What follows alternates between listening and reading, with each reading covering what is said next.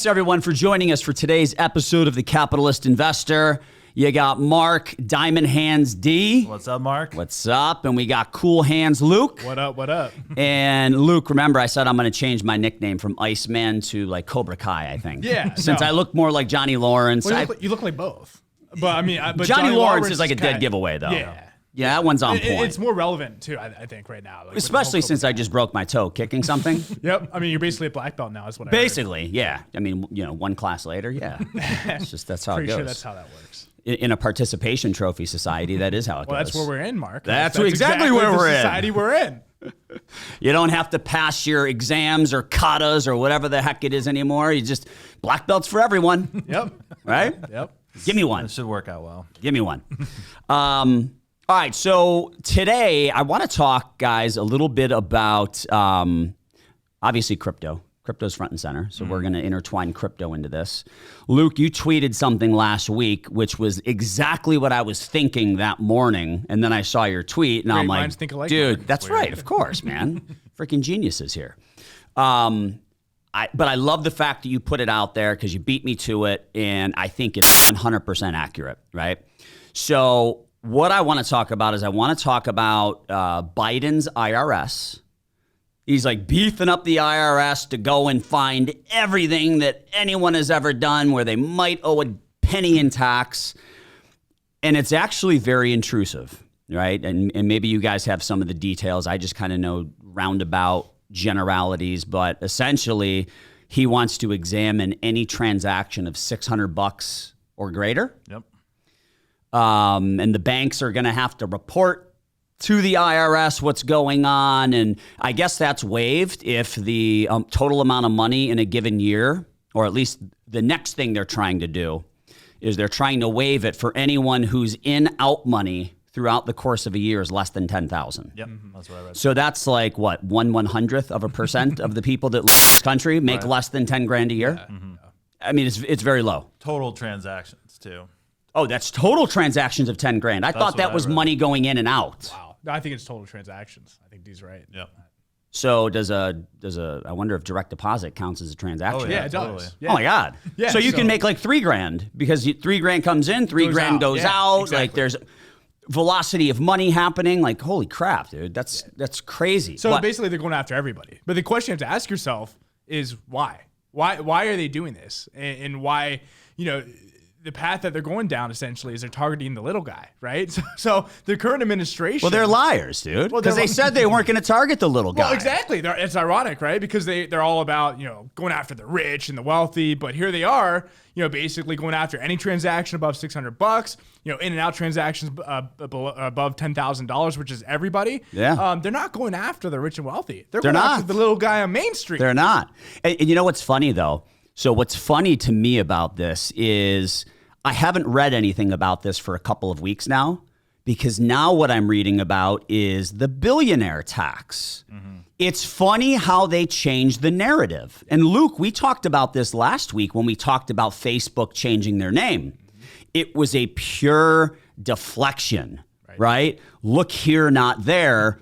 Don't look at all the participation we had in the 2020 election. Don't look at the whistleblower commenting on how we knew this was affecting, teenagers, and instead look over here, we're changing our name.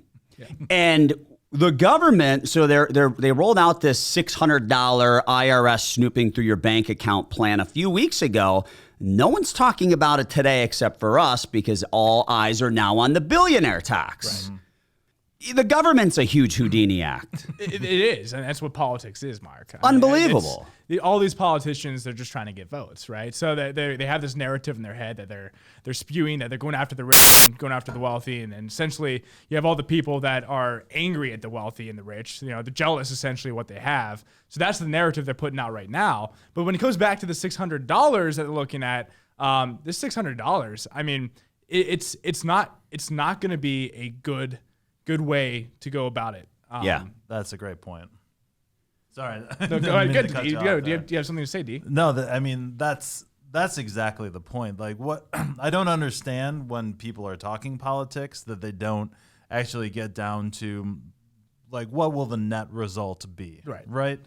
if you're snooping through everyone's bank account looking for every $600 transaction, that's going to take so much time and so much manpower. Why? Why are you even doing it? And it's obviously targeting the very lowest, income earners. Well, there's no way they can snoop through all those different IRS, when you submit your... But here's the rub. Here we go, Here's the rub. They don't have to snoop because they are going to force the banks to provide the reporting. That's the other great point. So that eats away and erodes at the bank's profits, which have already been constrained coming out of the Great Recession. Right. So, yeah, there's, maybe my response was a bit extreme. They will still, have to put some resources towards it, which Biden wants to do. I mean, I forget, what did he say? Like, he wants to spend $70 billion on additional IRS agents? Insane amount of money. These IRS agents, they're all dumb anyways, aren't they? Well, listen, we all know Democrats like to spend money, right? So what's another $70 billion? We're already printing $2 trillion, right? Especially when he how's he been saying this? It's all paid for. Yeah, it's the cost is zero. The cost It's is all zero. paid for. The cost is $3.5 trillion, but it's paid for. It's paid for. Taxes aren't Not gonna go yet. We're gonna implement all these tax hikes. It's absurd, man. It's absurd. I don't want to leave that topic, but I want to make sure we let all of our listeners know kind of the other way we want to go with this, which is Luke tweeted this last week or was on LinkedIn. I forget where it was. I think this is extremely bullish for crypto. Because if I have a crypto wallet, nobody knows where I'm spending my money. Nobody. Yep.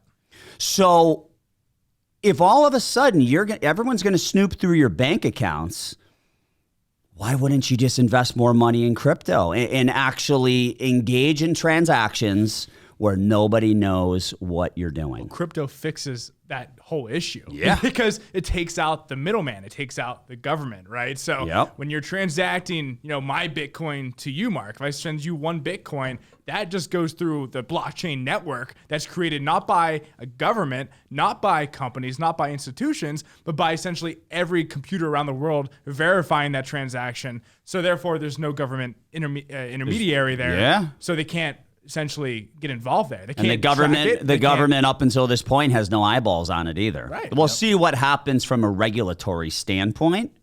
But as of right now, the government has no eyeballs on it. Right. The thing is with crypto, it's your money. Like if you own Bitcoin, that's your money. It's not the bank's money. It's not the federal government's money, the Federal Reserve's money. Think about crypto. When you have your money at a bank, is it really your money? Like, is it, I mean, you can say it's your money, but if you want to go take out $20 million today, most likely the bank's going to be like, oh, you can't do that. We don't have that in our reserve. Yeah, they don't have, obviously. And where are you fleeing to? Where are you going? You're going into hiding somewhere. Oh, yeah. But I could also say the same thing about crypto, because there's the story about the dude who had billions of dollars on a thumb drive and he wanted to go like dumpster diving looking for it in a landfill. You guys remember that story? Yeah. Right. He forgot his password and he only had one try left. Yeah. And if you missed it, you lost like $2 billion or something crazy. Whatever, 100 billion, whatever it was. Something It was insane. just a ridiculous story. And if you have 10 million on a thumb drive or 100 million, I don't care how much it is. If you lose it, you're dumb. Yeah. You should definitely spread that out. You gotta 10 have thumb drives. Gotta have some risk I management. want 10 different thumb drives for I got to diversify my 10 risk. thumb drives in like 10 like completely different areas around the world. Like, you just like hide that stuff. Yeah.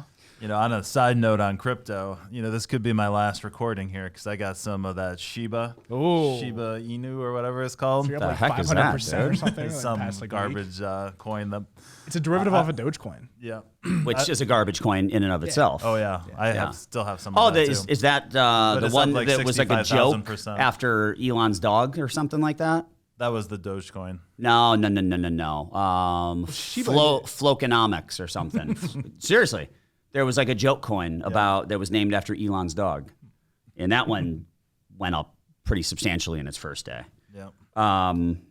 All right, so where do we want to go from here? Do we want to get back to talking about how Big Brother keeps getting bigger? Do we want to talk about the IRS getting, quote unquote, stronger and digging through people's privacy? Or do we want to talk about why it's bullish for crypto? Where do you guys want to go from here? I want to talk about the privacy, honestly. I think that all relates to everything we're talking about. Privacy is the biggest concern here. Government's snooping all through around our bank accounts. Crypto fixes that. I think that's the main topic. It was what we should focus on right now. Yeah. the high level of what we talk about on the show quite a bit is that the government is not supposed to be in charge of everything, right? They're supposed to be the officiators that are kind of hidden on the sidelines. The referee, right? Yep. And you can't insert yourself into the game. Right. You're not a freaking player. Exactly. Yeah. And that is clearly, and again, this show isn't about politics. It's just commenting on what's going out there in the financial space, if you will. And what is going on right now is a complete invasion and what looks to be a power play to me. It looks like the government is trying to gain power.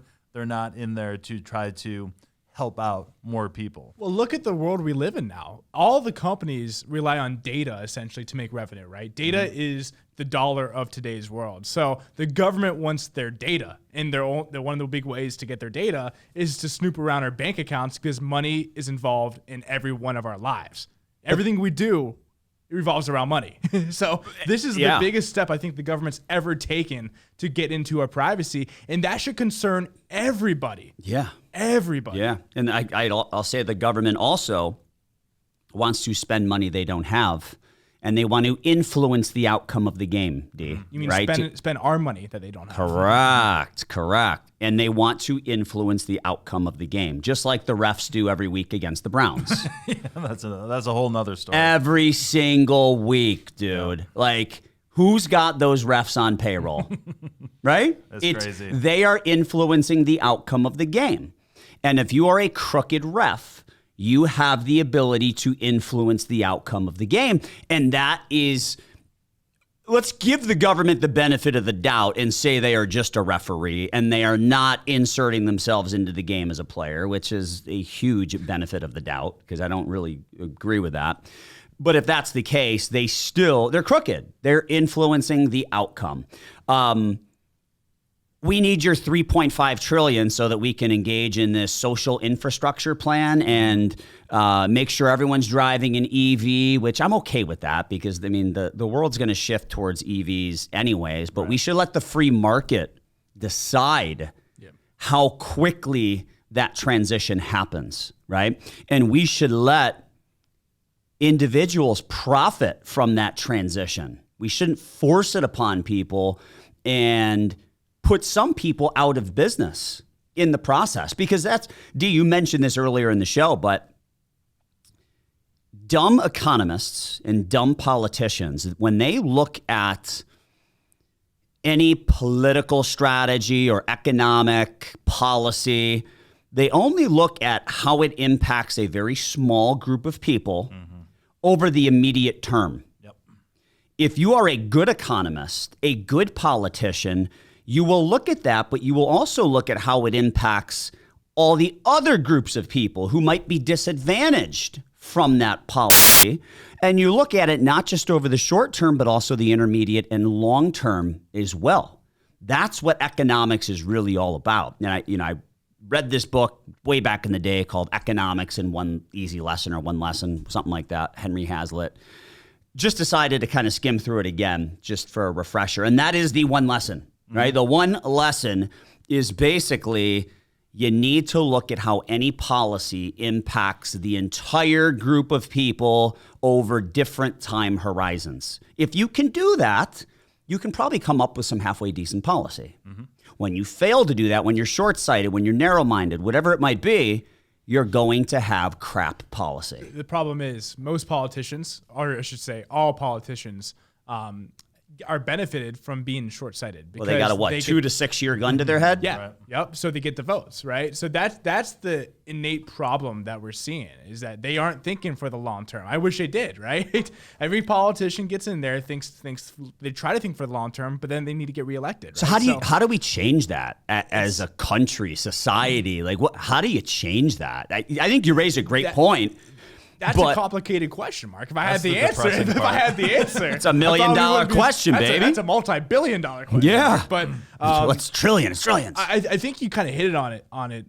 You know, the government getting involved. You said something earlier along the lines of, it's almost not even a democracy. It's kind of what my takeaway from it. The more the government gets involved, the less of a democracy we have, right? So if they're tracking our money coming in and out, they kind of know what we're spending money on, what political party we're donating to. I mean, who knows? They could even go down that path and track that what we're putting money towards there.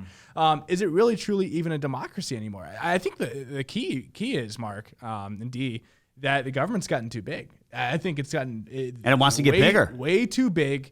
From where where it was supposed to be 300 years ago when the founding fathers created the country, and I think the answer to your question, Mark, is it's got to get smaller. It's got to get smaller. Which is very, very difficult because we've talked about this before on past shows, but our government, once we begin any sort of spending, any sort of social welfare program, once we begin it, we don't stop. No matter how awful that program is, no matter how ineffective, no matter how much of a failure that program is, we continue to throw good money at bad because you can't remove the punch bowl. You can't tell someone, hey, we're going to give you $300 a month per kid.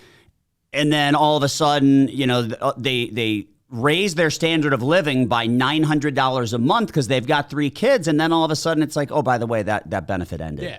Like that one's gone. I'm sorry. Well, that's just what happened with unemployment, right? Yeah, I was about to say the same thing. Sorry, D. No, that's exactly right.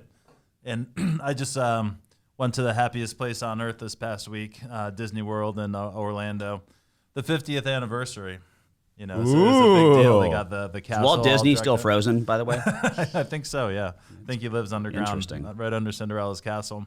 But that was what was noticeable to me. It's I've been, my family likes Disney. I have never seen so few people inside of the park, and it was basically at capacity. So what's clearly going, the same deal with the hotels. What's clearly going on is there's no workers. They don't have nearly enough staff to run their business. Yeah. And I think that is a perfect example of, the government interfering with, the game, right? Yeah. They're with so many people being paid to stay at home, which when you go to a place like that, you can just see it. You just know what's going on. It really puts, a picture to, what you hear about on the news or, the internet or whatever. Well, the fact of the matter is politics affects all of us, right? I mean, the thing is, when you're talking about money, when you're talking about the economy, it's all political because every policy that's made impacts the wealthy, impacts the middle class, impacts the lower class. It impacts everybody. But they're always positioned as if they just impact the uber rich. Yeah. Oh, yeah. And then these politicians hope middle America is so stupid that they just take it at face value. They don't dig deeper. They don't think, all right, yeah, this is cool, a billionaire tax, right? We're just going to tax, what's there, like 700 billionaires in the country, something like that? We're just going to tax those 700 people. Yeah, but when Elon Musk has to sell $50 billion of Tesla stock in order to pay his tax bill, and you own Tesla, you don't think your net worth just went down? Yeah, and that's just the most crystal clear way to understand it. But then there's that's the direct way. I mean, there's going to be thousands. There's of indirect that we could go on and on for probably like 20 days worth of material, right? So I mean that's the issue. Is again, people are short-sighted. Politicians are short-sighted. Yeah. And then also people don't think deep enough, right? A lot of politicians, I think they know. Politicians know what they're doing. Like Biden. I mean, I don't know if Biden does. He definitely does that's not. That's a different question. But, he doesn't. But current, all the people in power right now, they know what they're doing. But again, they're just trying to get reelected. All right. Sorry, I got to shift to something else that's on my mind right now. We've been talking about short-term decisions versus long-term decisions. Okay, and we all caught wind a week or two ago about China testing a hypersonic missile with nuclear capabilities. Okay. All of the other developed countries were hoping China was just going to be like this nice kid at school, like your best friend at school. Yep. Who thought that? Every other developed country in the world, Interesting. every developed country in the world up until Trump was contrarian about China and basically said, no longer. This isn't happening anymore. And he put his foot down, right? Because Trump saw longer term. He saw a country that had a goal of becoming the number one economic superpower, but also the number one military superpower. And I remember talking with some of my close relatives leading up to the 2020 election who were Biden supporters. And one of the things I said to them was, none of us have ever lived through a period of time where America was not the world superpower. And I'm not interested in seeing what that's like, insinuating that Biden could cause us to lose some ground against China. Mm-hmm. We now see that China is flexing their muscles because there's nobody there to hold them accountable. Yep. Trump had mean tweets. The dude had zero bedside manner. I'll say it. He was an ass. But he knew what he was doing as it relates to what we're talking about now, where you see not only the short-term impact, but the midterm and long-term impact as well. I'm going to go this far. He was a smart ass. Yes. Yeah, that's perfect. It's a good way of putting it. Yeah, but that's clearly what they're doing, right? And it's been going on our entire lifetimes. Where they're just making short-term decisions or what? Yeah. Where the politicians are making short-term decisions while China is growing their... What do they have, a 100-year plan or something? What do they operate off of? Well, when you're... communist. When you're a communist, you can look that far out. You can have a long-term plan. Yeah. But yeah, it's striking how no one seems to think this is a big deal. But the reason why everyone's willing to look the other way is because everyone's making so much money off of China right now, this second. Well, again, I think distractions play a big part too right now, right? I mean, we're so distracted by everything else going on, we're not even thinking about China. Right, and no, except us. I'm thinking about We're them. talking about it right now. I'm thinking about them. When I saw that article, I don't like hypersonic missiles. No. Yeah, nobody should. but at the same time, a lot of people aren't talking about it right now. Yeah, that's true. You're exactly right. Maybe next week maybe that's the podcast next week, Mark. I think we should jot that one down. I think that's a good thing for us to talk about, right? Because that kind of feeds into the whole space race. Mm-hmm. Right? Bezos' company, Elon Musk, that's what, SpaceX, you got Virgin Galactic. So it all feeds into that. Let's jot that one down. Let's touch on that next week. See, the thing is, Mark, why I love doing these podcasts with you is we have one topic, but then we literally talk about like 25 different things. I have no idea what we started off talking about. I'm lost now. But it's fun. I mean, we're just shooting the breeze about whatever's on our mind. Mm-hmm. So, all right. Luke said something, and then I posed the question, how do we do that, right? So Luke was talking about how all the politicians are short-sighted, they got a 2 to 6 year gun to their head, whatever it might be. And I'm like, well, how do we fix that problem? Is there something to be learned from China, as much as I hate them? And I don't hate the Chinese people. I hate the Communist Party, right? The CCP. Is there something to be learned? Like, does Congress need to annually pass and revise a 25, 50, 100-year plan and then have short-term policies that are within the parameters of because as a business, like, we have a 5-year plan, and every single 1-year plan that we have jives with that 5-year plan. Right. Mm-hmm. Like, that's how we run a business. That's how my clients, your clients, that's how they manage their finances. They have a retirement plan that takes them from age 50 out to age 95. And then they have a 1-year plan that is within the constraints of that broader financial plan. How is it that the U.S. government does a shittier job managing the finances and managing the budget than your typical American household? Because they got no one holding them accountable is really the answer. And how this is supposed to work is the people supposed to hold those representatives accountable. Mm. But how do you hold them accountable when you want to hold them accountable, but all of a sudden they give you an extra $1,000 a month to sit on the couch? That's exactly what I was about. Free money for everyone. Free black belts for everyone. Mm-hmm. Right? Yeah, for sure. I think every politician gets in there trying and has a positive incentive or a positive outlook that they want to change the world. They want to help the world become a better place. The issue, again, from my diehard belief, is that it all comes down to incentives. Everything comes down to incentives in the world, right? So the incentive to do better, in your job, the American dream, or create a business and build it up. I mean, if you take away the incentives, if you tax too much, there's no incentive to do any better, right? So it's the same thing with politicians. If they get in there and they have the incentive to get reelected, and they don't care necessarily about anything else, then that's what they're going to go for, right? So I think you kind of solved that problem, Mark. I think that you just kind of laid it out, right? Maybe they should have. You got to have a longer term plan. The thing is, we can talk about like debt ceiling, for example, what just happened, right? So the debt ceiling came due. We just raised the debt ceiling. That happens every single time. What if we made it to where you have a policy, you have a certain amount of spending, or you have a certain big policy that's going to affect the entire economy? That's a long-term goal, or try to be achieved long-term. So there's a 20-year plan, but you can't change it. Like it's there. Like whatever they enacted you have to follow. Then you have this 1 year follow-up, smaller things that can impact the economy to where they can change every single year. So I think you kind of laid it out there, man. Like every single year we update financial plans for our clients. Yeah. That's part of the process. Right. Mm-hmm. But then they have, longer term goals, 5-year goals, 25, 30-year goals for when they're 95 years old. I think that's a really good solution, Mark. And I think you just solved it. We don't have anything like that. And look, the Green New Deal, in my opinion, is stupid. Okay. Climate change, I don't know if it's real or not. I haven't done the research. Let's assume for the sake of this conversation that it's real, that there really is global warming, there is climate change. I'm okay assuming that. I'm okay with wanting there to be, fewer emissions or zero emissions. Like, I'm okay with all that stuff.